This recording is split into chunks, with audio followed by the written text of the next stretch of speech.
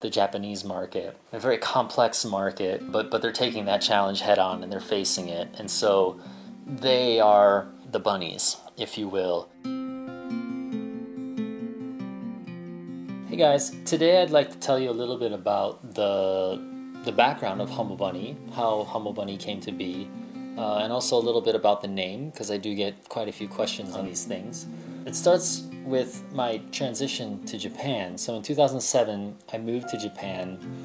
I had received a few offers in the English teaching space, very common means of a lot of expats getting into the Japanese market. So I was taking that same path. I had gotten an offer from a smaller company based out of Niigata, and the appeal there was that they were going to offer me the ability to do graphic design work.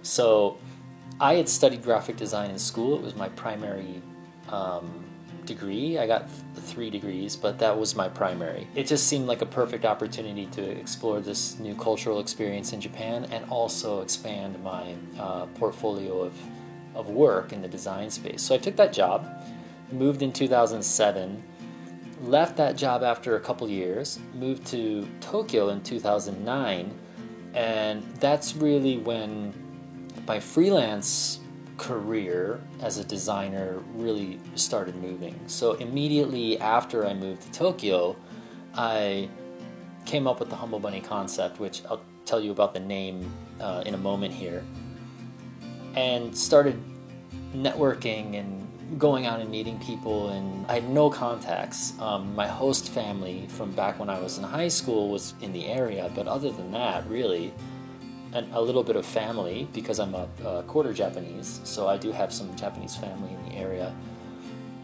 Other than that, it was really just, hustle, trying to meet people, looking for design opportunities. I created the concept of Humble Bunny just only, a few months after I'd actually come to Tokyo.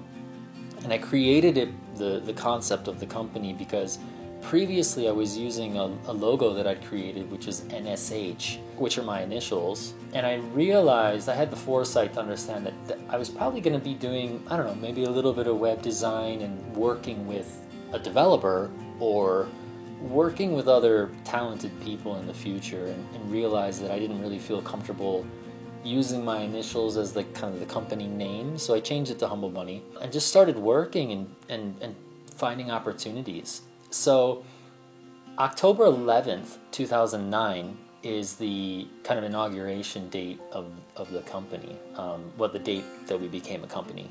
And the reason why it's that date is because that was the date that I had my first meeting with a potential client. So it took me a good number of months, 6 months or so after coming, before I could finally say, hey, here's my first client meeting. Interestingly, that meeting was at McDonald's on Sentagai in Shibuya. So many of you probably know that McDonald's.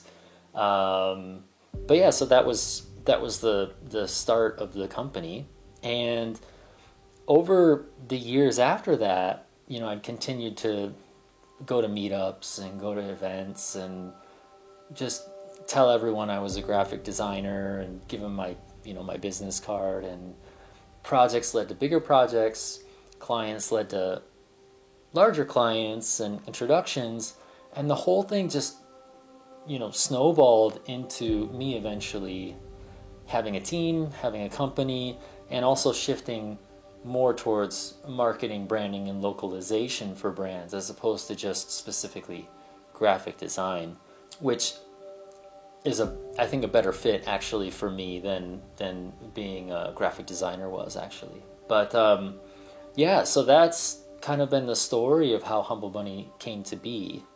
The name Humble is a nod to the Japanese culture, and I've always felt an affinity towards the concept of humility, and then seeing that in the Japanese culture, the way they socially coordinate and collaborate and just be with each other is very humble, very respectful, and that was something that I wanted to carry with myself and within the ethos of the companies, this sense of humility and not lowering myself, but more the opposite of raising others. That's sort of the basic underlying concept of what humble is to me and to our work. And the bunny, a rabbit, I had read that the rabbit in certain Native American cultures stood for standing up and facing one's challenges, which is funny because to me rabbits are just skittish, but that's the symbolism apparently. So, and that really resonated with me because that was more or less who I was at that point, not knowing anyone in Tokyo, not having any design contacts, no work really to do except for the English teaching job that I had taken in Tokyo. But yeah, I didn't really speak the language, not super comfortable with the culture, and I was just trying to make it and chase a dream, and I think that's actually who a lot of the people are that we surround ourselves with. Our clients for sure are chasing success in a new market, a very complex market, the Japanese market. But they're taking that challenge head on and they're facing it, and so they are the bunnies, if you will. Even our team, our half and half team is everyone's challenging something new, pushing their careers, looking to be at their next place. So it just resonates with me in every way. So yeah, that's the name for Humble Bunny. That's the story of Humble Bunny and where the name comes from. Thank you so much for watching.